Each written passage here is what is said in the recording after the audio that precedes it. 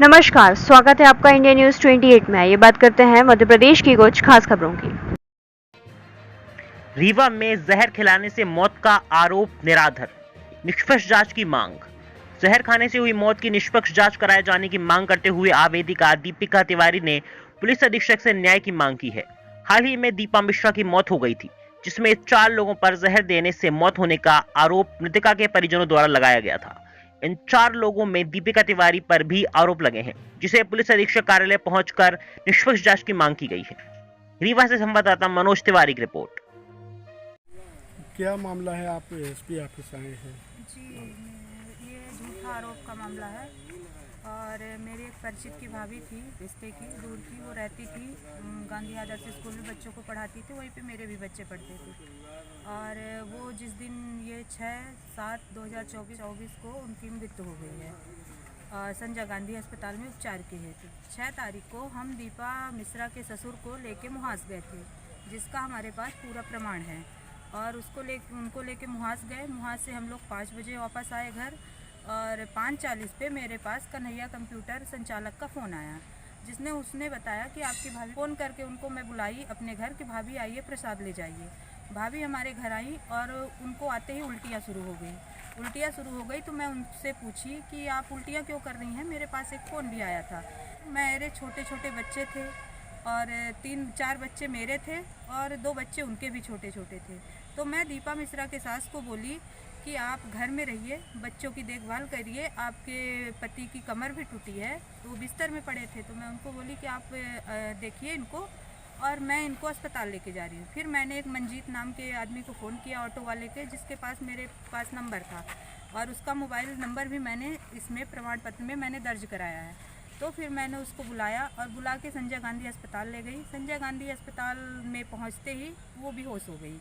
इसके उपरांत उनका इलाज चालू हुआ। और जब मैं घर से लेके निकली थे, वो चाक घाट में किसी प्राइवेट कंपनी में काम करते थे।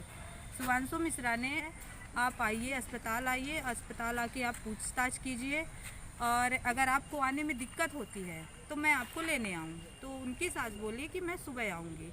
फिर भी वो सुबह नहीं आई, और 24 घंटे बाद जब उसकी मृत्यु हो गई 7 तारीख को, तो जब उसकी मृत्यु हो गई तो 8 तारीख को उसके परिजन लोग मीडिया द्वारा झूठे आरोप लगवा रहे हैं। मेरे ऊपर आरोप लगवा रहे हैं, मेरे मामा जी पर आरोप लगवा रहे हैं, मेरे मामी जी पर, जो प्रेजेंट टाइम की सरपंच है शत्रुपा पांडे, उनके ऊपर आरोप लगा रहे हैं। अपने सास ससुर और पति के ऊपर आरोप लगा रहे हैं। जो कि मैं मान्यवर जी से यही निवेदन करना चाहती हूँ कि निष्पक्ष जाँच करी जाए, और मुझे सही न्याय, सही इंसाफ मिला जाए, क्योंकि मेरे बच्चों की पढ़ाई को बहुत नुकसान हो रहा है, मुझे मानसिक तनाव बहुत हो रहा है। मेरे पति बाहर रहते हैं, बाहर काम करते हैं, तो फिर वो भी घर में बैठे हैं। हमारी आर्थिक मानसिक दोनों स्थितियाँ खराब हो रही हैं।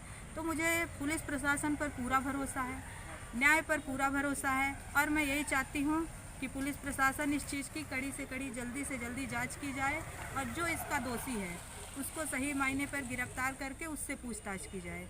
जबकि इस मामले में हम लोगों का किसी का रोल नहीं है, जिसमें 4 लोगों को तो मेन फंसाया गया है। दीपिका तिवारी उर्फ बेटू, मेरा नाम लिया गया है, नावेन पांडे, शत्रुपा पांडे, कल्पना मिश्रा और शुभांशु मिश्रा का नाम लिया गया है, जो कि इसमें से उस दिन कोई भी नहीं था। और 6 तारीख को हम लोग मुहास सुबह 7:15 में रीवा से निकले हैं, जिससे पूरी डिटेल हमारे पास, टोल प्लाजा की पूरी डिटेल हमारे पास है, जो मान्यवर जी को हमने सबमिट कर दी है। और जो हमने वहाँ पिक्चर लिए थे, वो पिक्चर भी मान्यवर जी को हम सबमिट कर दिए हैं।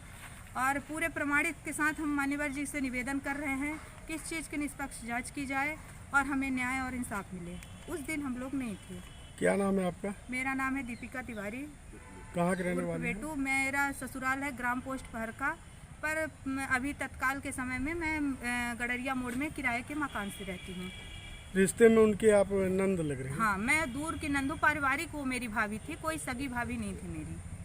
तो आपके ऊपर लांछन कैसे हाँ, लगा? मेरे ऊपर लांछन इसलिए लगाया गया है, उनके मायके वाले रानी पांडे, उनकी माता गजेंद्र पांडे, उनके पिता, उनके मामा जीवनलाल पांडे, ये लोग मेरे ऊपर झूठा आरोप लगाए। एक महिला को उन्होंने मीडिया में दलाल बोला है। दलाल शब्द का एक नारी को उपयोग करना बहुत ही गंदा शब्द है। इस चीज़ से मुझे बहुत तकलीफ हो रही है, मेरी मानसिक स्थिति बहुत ख़राब हो रही है, मेरे बच्चों की पढ़ाई का नुकसान हो रहा है। जिसलिए मैं ये मान्यवर जी से निवेदन करती हूँ कि इस चीज़ की निष्पक्ष जाँच की जाए।